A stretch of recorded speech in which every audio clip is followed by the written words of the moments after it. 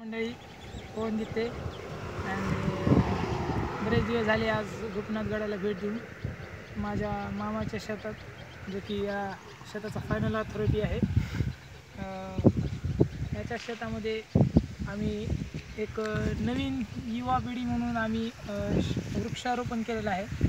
Plantation करणं तसं म्हणलं तर फक्त काही शासकीय कर्मचाऱ्यांचं किंवा एक ओझं म्हणून नाही, तर आपण स्वतःहून मनापासून केलेली एक प्रक्रिया आहे, जेणेकरून आपला देश ज्या ठिकाणी म्हणजे मानवतेचा जन्म झाला, अशा या महान देशात आपण जन्माला आलेलो आहोत.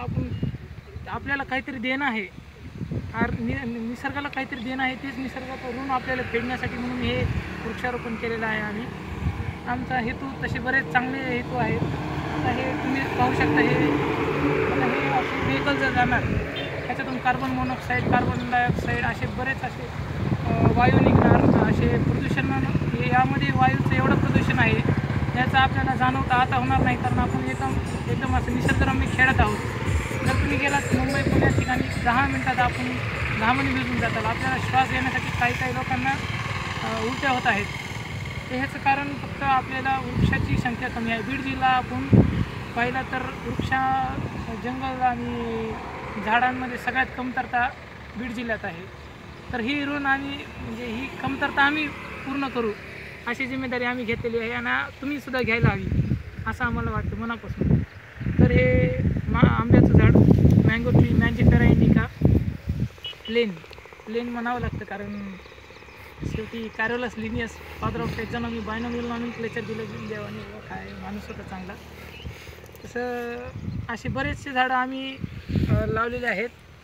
आणि ते झाडं म्हणजे आम्ही असे घरी असं कोणतरी नवीन पाहुणा आल्यासारखे लावलेले आहेत.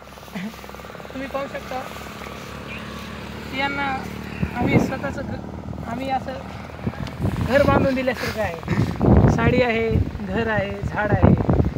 म्हणजे यामध्ये असं नाही की आम्हाला घरच्यांनी सांगितलं झाडं लावा, शेत चांगलं दिसेल, त्यासाठी नाही. बिलकुल आम्हाला असं काही उद्देश नव्हता. पण म्हणजे आपण पाहू शकता की याच्यात माया आहे, प्रेम आहे आणि एक चांगला उद्देश आहे. ती साडी, ते फ्रीज, ते बॉक्स, हे पाहू शकता, हे सगळं रिसायकल करू आम्ही, म्हणजे काही वेस्ट होऊ नये आणि काहीतरी बेस्ट बी व्हावं, यासाठी चालू आहे आमचा म्हणजे प्रकल्पच समजून घेऊ शकता तुम्ही.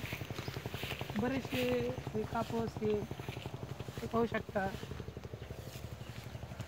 आत्ता हे थोडा लहान आहे, पण काही वर्षानंतर आम्ही पुन्हा एकदा याकडे पाहताल तेव्हा एवढा होऊन जाईल. तरी आम्ही याची काळजी घेऊ, आमचाच माणूस आहे तो. आणि हे असे जर पाहत गेलात तर असे बरेच झाडं लावलेले आहेत. ते फ्रीज आम्ही कामाला आणलेलं, हे बत्तीस, हे साडी, म्हणजे हे आमचं एक दुसरं घरच आहे समजा. आणि खूप म्हणजे एक नजर टाकली तर माणसाला फक्त असं निसर्गरम्य वाटलं पाहिजे, अशी ही जागा आहे.